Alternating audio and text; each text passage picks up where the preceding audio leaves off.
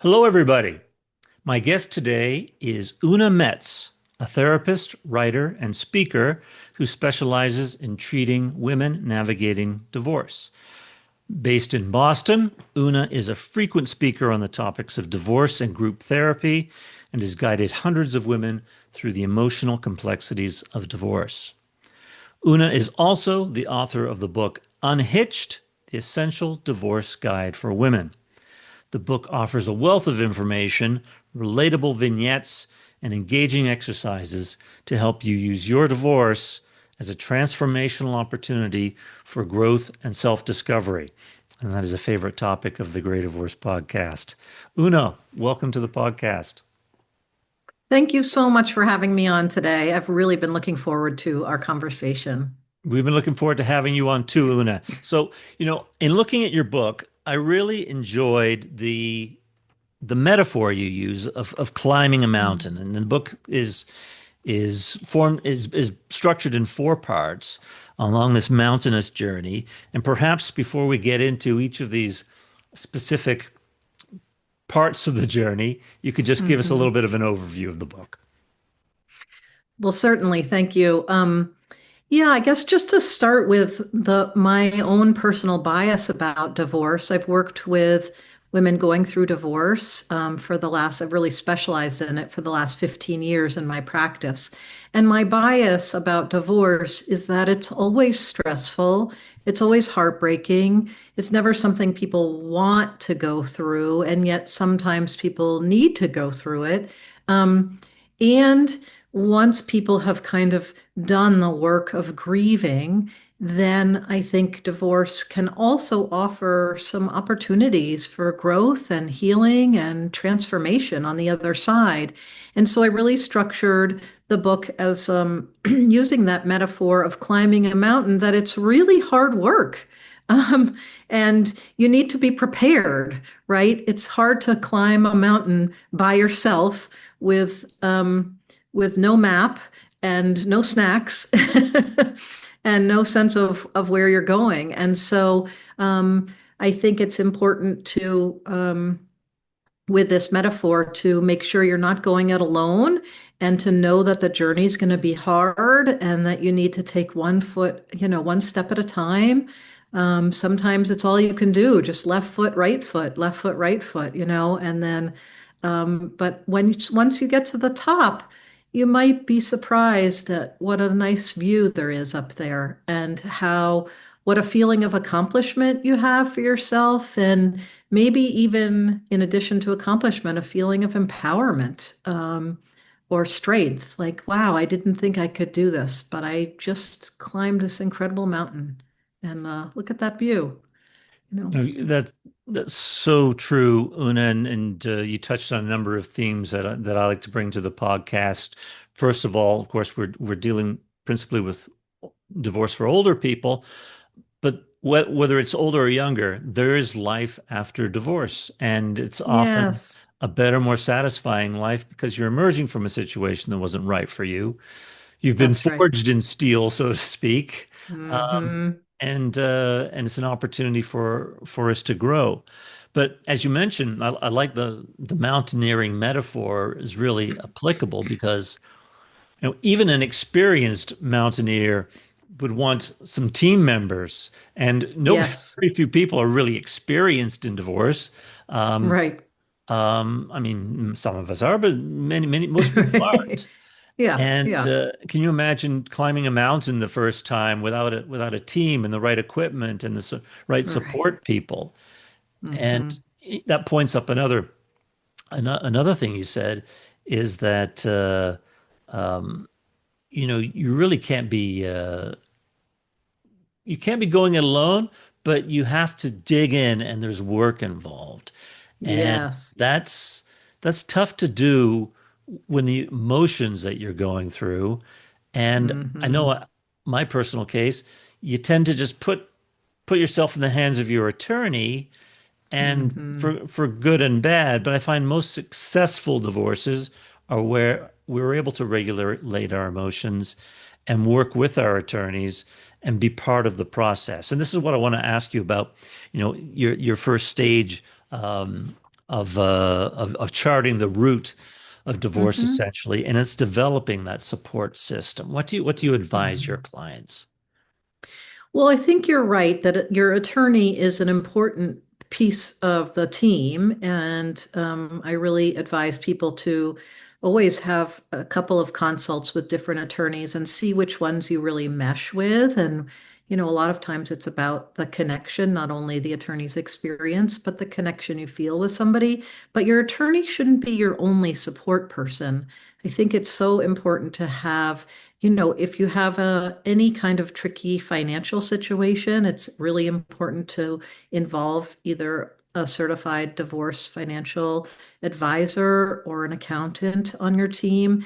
And then also just the mental health piece, because um, it can be a very poignant and stressful emotional process too. And so having a therapist on board or a divorce coach or a support group. I run support groups in Boston, and having a support group of team members who can really support you as you go along, those are all extremely important components. And I know we're in a society where we're told to kind of go it alone. And even as you were saying before, it's this is probably your first divorce, but even if it's your second or third, it's a different mountain to climb, right? Just if we go back to that mountain metaphor, it may not be the same. It's probably not the same mountain you're going up unless you keep getting married and divorced to your ex over and over again, in which case we've got other issues we need to deal with here. You know, you Right. know, often it's people's assumption that the first person they should contact when divorce is approaching is an Mhm. attorney. But I would argue Mhm. that an experienced therapist or an experienced financial advisor who are familiar with the various ways in which you can get divorced can be a big Yes. help to steer you in the right Yes. direction. I mean, Absolutely. I'm on the board of the Amicable Divorce Network, and which Hmm. is an alternative to the divorce industrial complex litigated approach. And Yep. the process, I'm curious to your thoughts on this because this is something that I've increasingly been thinking because you hear that the attorneys may joke that people going through the criminal justice system sees bad people on their best behavior, whereas the divorce Mm, world sees good people on their worst behavior. And I'm a big that's believer right. that the process can influence that behavior. Absolutely. Oh, I have seen it a million times where people go in with really good intentions on both sides. And sometimes the wrong kind of lawyer can really heat up the case in ways that are not helpful and very, very expensive. And I've seen things go down the tubes, in ways that are just so unnecessary and so sad and have, lasting impact. Yeah. If the attorneys are kind of stirring up the pot. So it is really important. I mean, I think, it's important to protect yourself too, but it's also important to get to the other side without engaging in an all-out war. If that can be done, it's just so Yeah, preferable, absolutely. saving both time, of course, saving time, saving a lot of money, and also saving your sanity and your mental Yes. health, not going through Mhm. that long drawn out litigious process. Right. And saving your children's mental health, Mhm. whether they are young children or adult children. And I Right. think that's often overlooked. But I think adult children who are witnessing their parents in a battle to the till the bitter end, that's not good for them either. They have loyalty to both parents oftentimes, and to see their parents really dragging it out, and dragging each other down Yeah. is not good. No, you're right. You're right. And you know, we've discussed this on the podcast before that adult children are quite often the ignored parties in divorce Yeah. because attorneys will typically ask a divorcing party, "Do you have any minor children?" And if they say no, they're adult, it'll be like they'll be Hmm. flipping the page and on to the next question. but Right. it can have a big Right. divorce can have a big impact on the parties' relationships with their kids. Absolutely. Let's get into the emotions and your work to help people regulate their emotions going through Hmm. divorce. In my world, um, the financial services business, as a certified divorce financial analyst, we're trying to help people get the best possible result financially to give up as little as necessary in taxes to work on an agreement that will set them on a good financial foundation after the divorce for the rest of their life. But the big challenge here is that this potentially largest financial transaction of one's life is happening under a cloud of divorced brain where emotions Yes. are so frayed. And thank goodness for people like you to help people. I mean, when you're helping a person going through trying to regulate their emotions, what are some Hmm. strategies and tips that you could offer our listeners? Yeah. So I think you're so right. And we certainly know from the research, this is so well supported that when any kind of stress goes up, right, cognition, your brain power goes down. And Mm, so it makes sense that during a divorce, it's going to be very difficult to do some of the complicated financial and legal processes that are needed. It's one thing I really thought a lot about when I was writing my book is like, how do you write a book for people who find it difficult to read dense text, right? And mhm. so the way that I structured my book is, in very user-friendly, bite-sized chunks of information.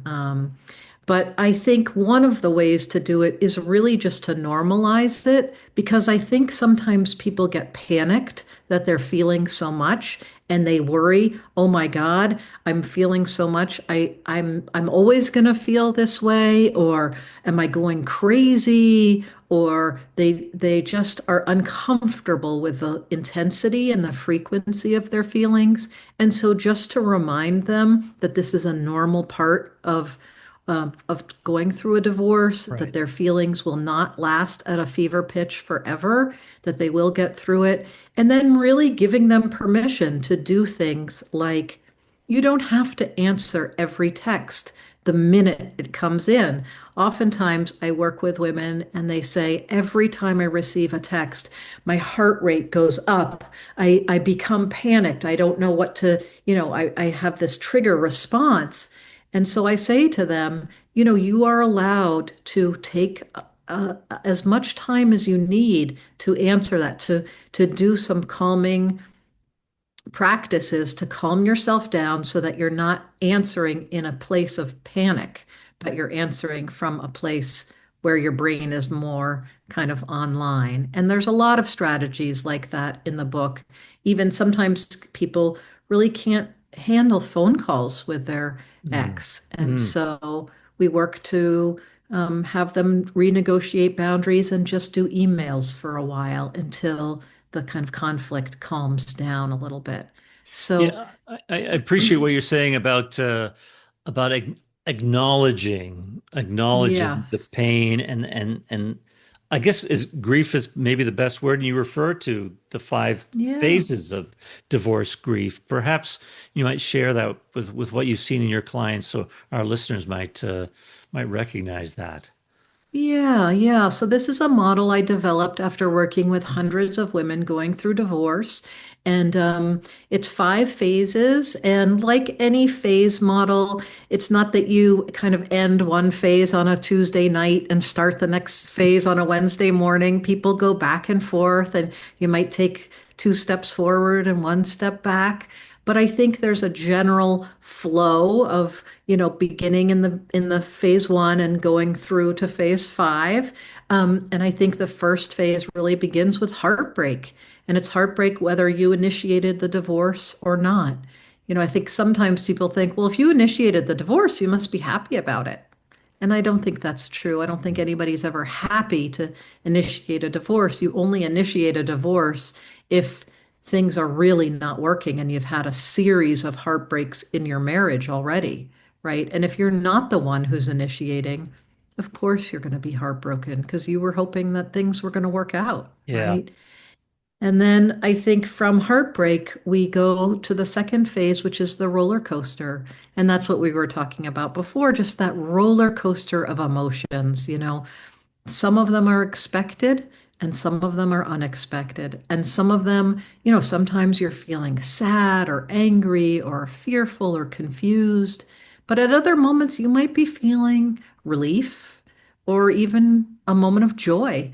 But your feelings might be all over the place for a while. And it's important to acknowledge them, not to criticize them, not to deny them, but to really feel them and then talk about them with a trusted person or write about them so that you can process them. Hmm. Um, and then I think the third stage is really what I call mending, where I like to picture kind of taking a little needle and thread to your heart and mending up the bruises and the bumps and the scrapes on your heart.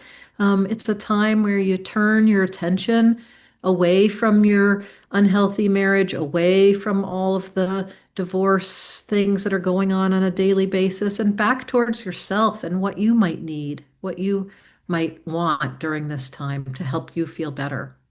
Um, and I think that then gets followed up by phase four, which is the phase of letting go.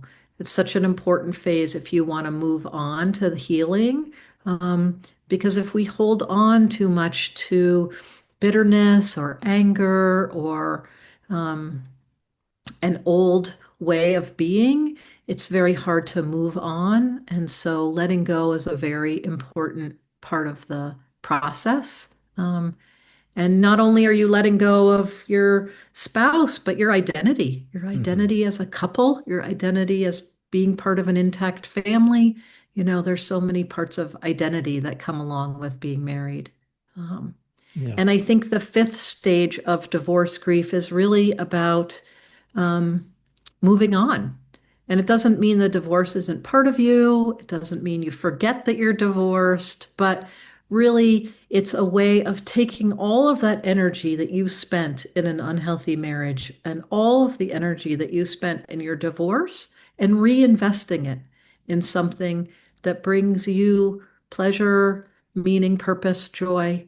Um, so whether that's a new career or a new volunteer opportunity or spending more time with your grandkids or getting outdoors more or starting a pottery class or, going back to an activity you loved in your younger self or going ahead to an activity you always wanted to try, but didn't have the time or energy to do. And now you've got there's a new chapter ahead. So what are you gonna write in your new chapter? Well, I look forward to getting to that part of the discussion in a minute, the bright new future. But let me just take Hmm. a little cycle back here to that Yes, roller yes, coaster absolutely. Yes, because, okay. I remember when I was going through my own divorce at Hmm. age 52, and your emotions are so frayed, you think the worst is going to happen, and your imagination Yeah. just takes over. And Hmm. and of course, quite often, your soon-to-be ex knows your trigger points. Hmm. And Hmm. I That's was very right. fortunate to have, at the time I was going through my divorce, a girlfriend who was very, very reasonable and rational, Yes, and yes. a great support system. She could And give you some reality testing. yeah, no, the Yeah. reality Yeah. test, and Yep.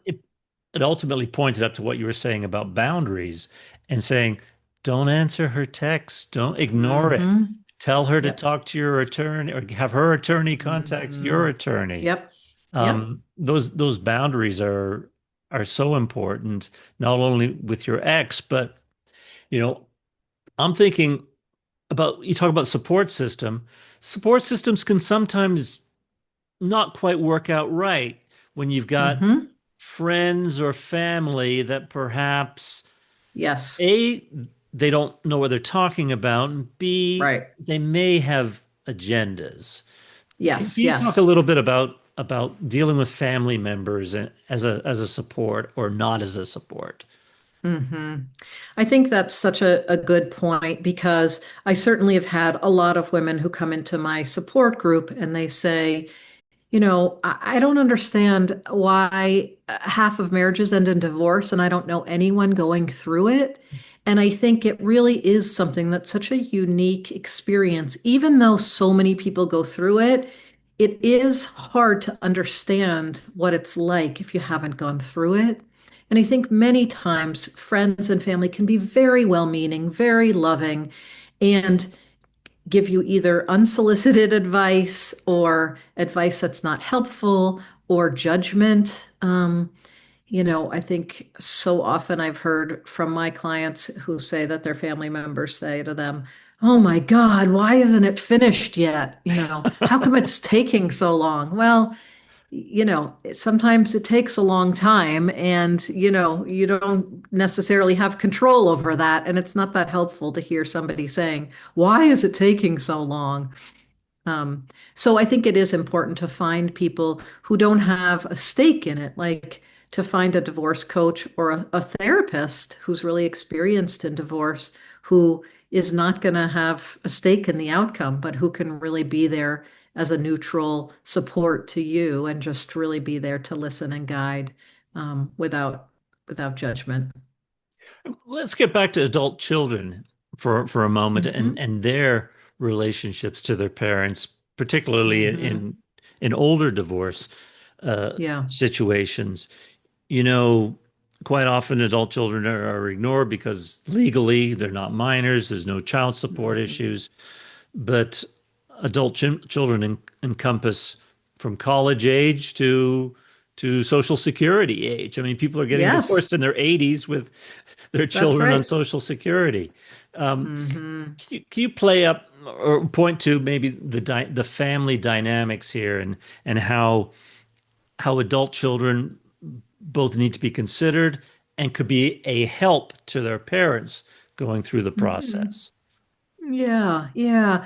I mean, it's so different when you have kids at different ages, right? And when you have an 8-year-old or a 6-year-old, that presents its own special challenges of the child going back and forth and the child not only, having the family restructured, but their home life restructured. And most of the time, adult children are not living in the home. And so they don't have to adjust to going back and forth, but they're in the habit of having their parents be married, and there's some stability there even if the parents are not getting along. And some adult children are relieved, frankly, to hear that their parents are getting divorced, but they're not just relieved. There's a sense of loss there too, because it is a family that they rely on, and they too have to go through an identity shift of having being part of an intact family.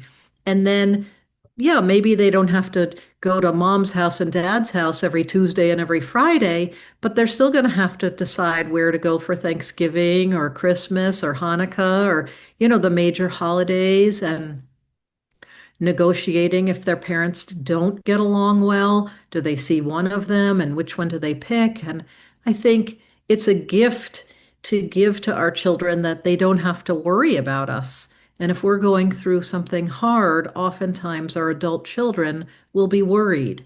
And so, one of the most important things I think you can do, I mean, I don't think you should just be cheerful with your adult children and say, "Oh, your father and I are getting divorced. Isn't that wonderful?" Hmm. You don't want to be cheerful. But I think so you can be real with them. But I think it's important that they know that you have alternative supports, that they, even if you are leaning maybe a little bit on them, that they know that you have other people that you can lean on, and other people who are supporting you, not just them. Yeah, and I think it's important to consider, the stress that the divorce may be putting those adult children through. Because Yes. I, I was chatting with a counselor recently, and she was saying, well, imagine the case where you've got an adult child,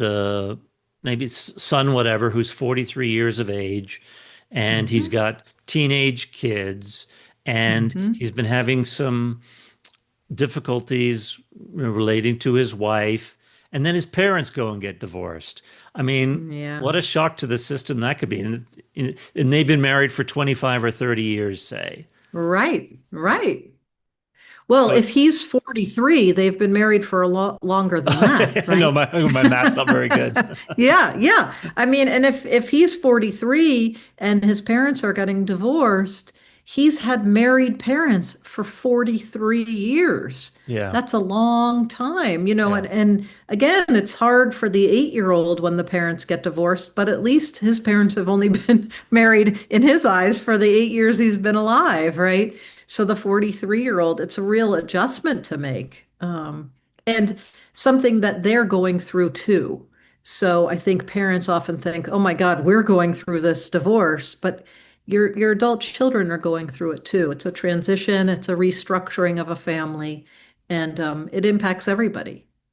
So let's approach the summit here, and let's look at that beautiful view out there, Hmm. and talk a little bit about you've got a chapter stronger at the broken places. I love that, and another Hmm. section on post-traumatic growth, which is Hmm.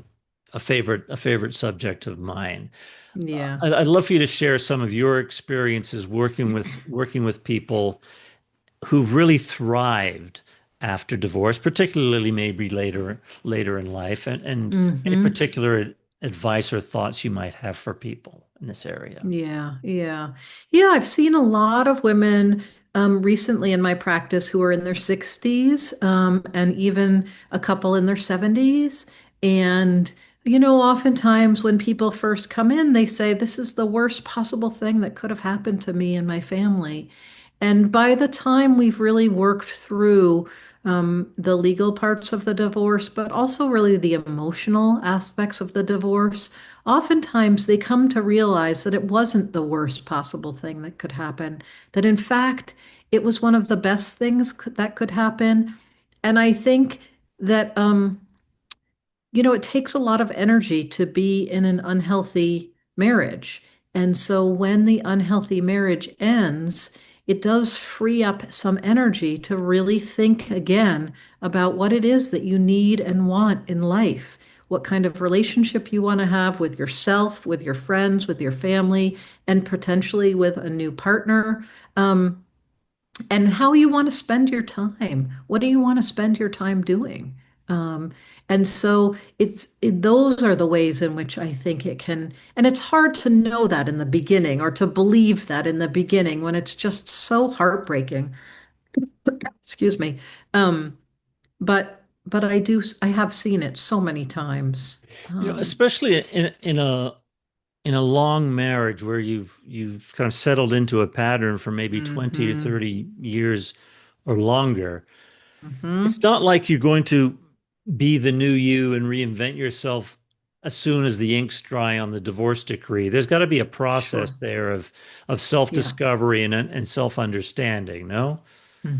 Absolutely. Absolutely. And I think, just to go back to an earlier part of our conversation, that it often involves, again, a renegotiation of boundaries too. And one of the things I've seen, I mean, I think it's pretty obvious that you renegotiate your boundaries with your ex, Right. but I think divorce also offers opportunities to renegotiate a lot of boundaries. And one of the things I've seen, especially for women who've come out of marriages that have been either emotionally abusive or critical in some way, is that they begin to see that there are other people in their life who are also treating them not so well. And they begin to renegotiate those boundaries as well. So I've seen women who come out of a marriage and then they realize, my boss doesn't treat me well either. Hmm. I'm just kind of used to this. And, it may go back very, very, very early to that's how they were treated in childhood or something Right. like that. So it's a very Right. familiar pattern to them. But once they get out of the marriage, it's almost like they can see more clearly and they may renegotiate these other relationships in their lives, which is pretty cool. That's such a great point, Una. And in my practice as a financial advisor dealing with older people going through divorce, there's also the fact that that clock's ticking. And at Yes. 60 or 65, Right. two-thirds or Right. three-quarters of your life may be over. Yep. Yep. And what was that character, Morgan Freeman on Shawshank Redemption? Did he say? It's time to get busy living, right? Yes, that's right. That's right. You And got so to crack that whip and get going. Right. Right.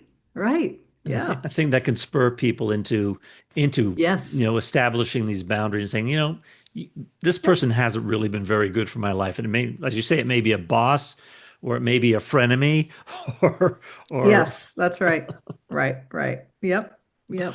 And you know, sometimes people renegotiate their relationships with their adult children too. Right. mhm. So, Last subject I want to touch on, mhm, because it's a popular subject on the podcast, and I've done a couple episodes on dating later in life after mhm, late life mhm. divorce. Do you have any particular thoughts or advice on people re-entering the dating world?